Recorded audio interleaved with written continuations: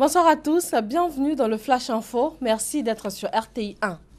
Ouverture ce mardi à Abidjan de la deuxième conférence internationale sur l'émergence de l'Afrique, en présence du président Alassane Ouattara et des chefs d'État de la Guinée, du Sénégal et du Libéria. En première ligne, la mise en œuvre des plans d'émergence en Afrique. Le président Alassane Ouattara a par ailleurs annoncé sa volonté d'institutionnaliser et de rendre tournante l'organisation de la rencontre. Il a proposé le Sénégal comme hôte de la prochaine édition, prévue en 2019. Le président Alassane Ouattara a exhorté les populations à changer de mentalité, à s'approprier le concept d'émergence. Nous l'écoutons.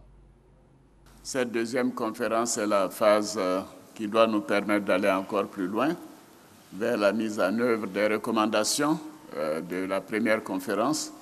Et je suis heureux de voir que vous êtes si nombreux et que les discussions, je suis sûr, seront particulièrement enrichissantes. Et dernier point que je voudrais évoquer, c'est la question du partage du concept de l'émergence et de l'adhésion des populations à ce concept. Surtout pour que les populations comprennent que ce sont elles qui doivent être le moteur de l'émergence.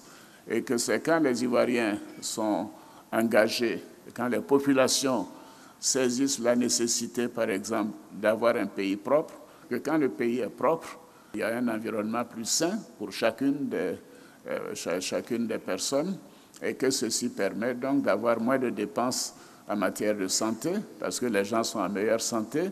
Et s'ils sont en meilleure santé, les enfants vont plus nombreux à l'école et les gens vont plus nombreux donc également à leur travail. Et ceci donne plus d'efficacité dans les entreprises et les entreprises peut-être avec cela produisent plus et peuvent en conséquence employer plus. Vous voyez, donc tout ça est lié. Alors je le dis parce que fondamentalement, les changements de mentalité doivent contribuer à faire évoluer nos pays. Je suis très heureux de la présence de ma sœur Hélène, de mes frères Alpha et Macky Sall, et je leur dis un grand merci. Et pour finir, je voudrais dire que nous attendons beaucoup de cette conférence, parce que nous sommes convaincus que les résultats seront à la hauteur de nos attentes, au regard de la qualité des experts présents, venus de nombreux pays que j'ai cités, et aussi du continent africain et des institutions internationales. Rencontre également des chefs d'entreprise sur l'émergence. L'occasion de passer au peigne fin l'économie ivoirienne, le vice-président a présenté les opportunités d'investissement offertes par le pays. Jugée pour crime contre l'humanité, Simone Gbagbo, l'ancienne première dame de Côte d'Ivoire, risque la prison à vie. C'est la peine requise contre elle ce mardi par le procureur général du tribunal d'Abidjan.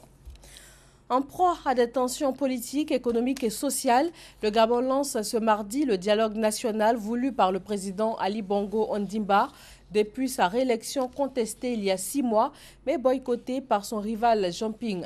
La première annonce de la victoire d'Ali Bongo avait suscité des violences rares dans ce pays pétrolier d'1,8 million d'habitants, dirigé par la famille Bongo depuis 50 ans. Depuis 2 mois, la campagne du candidat de droite à la présidentielle française, François Fillon, est entachée par l'affaire des emplois présumés fictifs de son épouse et de ses enfants.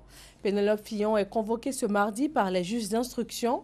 Elle risque à son tour une mise en examen. L'Australie, frappée par le cyclone Debby, ses vents dépassent les 260 km/h.